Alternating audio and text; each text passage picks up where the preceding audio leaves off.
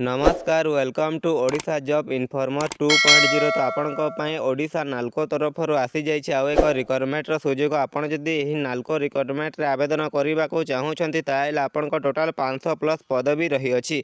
आपण योग्यता आपण मिनिमम 10वीं ITI डिप्लोमा करेंगे। आपण पोस्ट वाइज क्वालिफिकेशन अनुसार आपण पोस्ट रही अछि। तो आपण आवेदन करने को चाहूँगी ताल आपण यही वीडियो को शेष पर्यंत देखूँ। मुझे आपको यही वीडियो यही रिक्वायरमेंट एलिजिबिलिटी क्राइटेरिया डिटेल गुड़िक आपको जनईदेवी। नाल्को तरफ आपण आउ एक रिक्वायरमेंट सुजोग आसी अछि। एही रिक्वायरमेंट आपण ग्रेजुएट इंजीनियर ट्रेनी पोस्ट रही अछि। टोटाल पोस्ट आपण 110 टी रही अछि। को पोस्ट रही अछि आपण को जणै दउछि। आपण मेकानिकल रे आपण 59 टी पोस्ट रही अछि। इलेक्ट्रिकल रे आपण 27 टी पोस्ट रही अछि।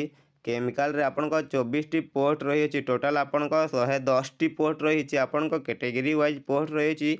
तो आपण देखिके ऑनलाइन आवेदन करि पारिबे। एजुकेशनल क्वालिफिकेशन गुडी को देखा गले आपण बैचलर डिग्री टी कंप्लीट करथिबे इंजीनियरिंग किबा टेक्नोलॉजी रे ताहले आपण आवेदन करि पारिबे। जदि आपण UR general EWS OBC category होथिबे ताहले आपण 65% मार्क रु अधिक मार्क थिबो ताहले आपण आवेदन करि पारिबे। और आपण ST SC PWD हेतिले आपण 55% मार्क रु अधिक थिले आपण आवेदन टी करि पारिबे। कंपनी नेम देखा गले आपण national aluminium company limited NALCO तरफ रही अछि। पोस्ट नेम आपण ग्रेजुएट इंजीनियर ट्रेनी GET रो पोस्ट रही अछि। नंबर ऑफ पोस्ट आपण टोटाल 110 टी पोस्ट रही अछि। सैलरी देखा गले आपण 40,000 रु नहीं कि 1,40,000 टंका पर्यंत पर मंथ सैलरी रही अछि। क्वालिफिकेशन आपण बैचलर डिग्री टी कंप्लीट करथिबे इंजीनियरिंग किमा टेक्नोलॉजी रे ताहले आपण आवेदन करि पारिबे। एज लिमिट देखा गले आपण एज लिमिट मैक्सिमम 30 वर्ष पर्यंत रही अछि। आपण 30 वर्ष रु कम होतले एज आपण आवेदन करि पारिबे। स्टार्ट डेट टू अप्लाई आपण 2 जनवरी 2026 रु अप्लाई स्टार्ट हो जाइछि। और लास्ट डेट रही आपण 22 जनवरी 2026। तो आपण 22 जनवरी 2026 आगु आवेदन टी करि नेबे।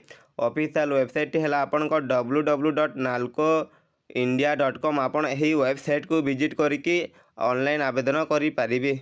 एज रिलैक्सेशन देखा गले आपण मैक्सिमम एज टी 30 वर्ष रही अछि और मिनिमम एज आपण 21 वर्ष रही अछि।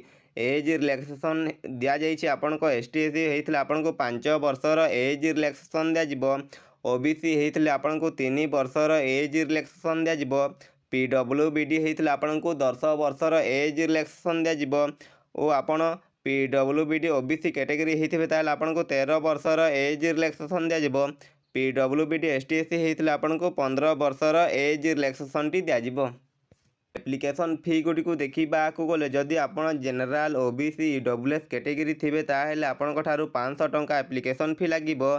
ST SC PWBD department candidate हेतिबे ताहेले आपण ठारू 100 टंका एप्लिकेशन फी लागिबो। जोटा कि आपण ऑनलाइन माध्यम रे पे करिवे।